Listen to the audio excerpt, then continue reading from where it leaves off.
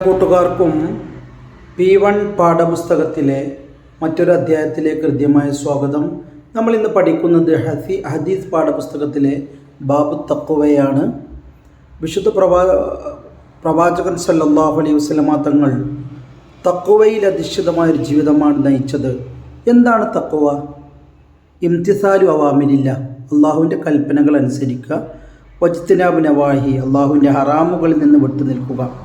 ഹറാമുകളിൽ നിന്ന് വിട്ടുനിന്ന് നിസ്കാരവും നോമ്പും ഹജ്ജും ഒക്കെയായി നടക്കുന്ന ഒരാൾക്ക് സ്വർഗപ്രവേശനം ലഭിക്കും. ഹറാമിൽ നിന്ന് ഒഴിഞ്ഞു നിൽക്കുക എന്നതാണ് തഖ്വ. യാ അയ്യുഹല്ലദീന ആമനൂ, സത്യവിശ്വാസികളെ, ഇത്തഖുല്ലാഹ്, അള്ളാഹുവിനോട് തഖ്വ ചെയ്യുക. ഹഖ്ഖ തുഖാത്തി, സൂക്ഷിക്കേണ്ട പ്രകാരം അള്ളാഹുവിനെ സൂക്ഷിക്കണം. ഇനിയോ വമൻ യത്തഖില്ല, ആരെങ്കിലും അള്ളാഹുവിന് തഖ്വ ചെയ്താൽ യജ്അൽ ലഹു മഖ്റജ, അവന് എല്ലാ വഴികളും തുറക്കപ്പെടും.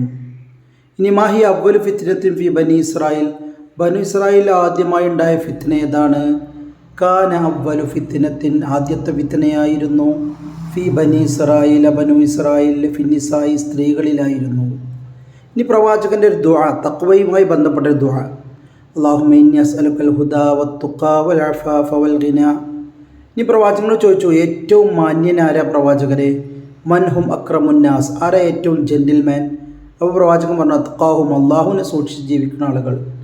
ഇനി ജാഹിലിയ കാലത്ത് നല്ല ആളുകൾ ഇസ്ലാമിലും നല്ല ആളുകൾ തന്നെയാണ്, പക്ഷേ അവർക്ക് ഫഖീഹിങ്ങളാകണം, ഫിഖിഹിൽ അറിവുണ്ടാവണം, ഇസ്ലാമിക നിയമപ്രകാരത്തിൽ അറിവുണ്ടാവും.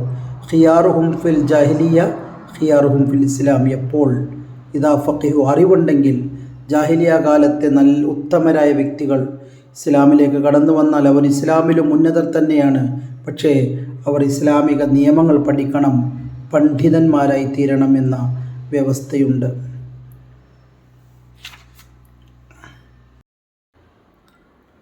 ഇനി പ്രവാചകൻ പറഞ്ഞു, തദ്ഖുലുൽ ജന്നത റബ്ബിക്കും, നിങ്ങൾ അള്ളാഹുവിൻ്റെ സ്വർഗത്തിൽ പ്രവേശിക്കും. എപ്പോഴാണ്? ഇത്തഖുല്ലാഹ്, അള്ളാഹുവിനെ സൂക്ഷിക്കുക. സ്വല്ലു ഖംസക്കും, 5 വഖ്ത് നിസ്കാരം നിർവഹിക്കുക.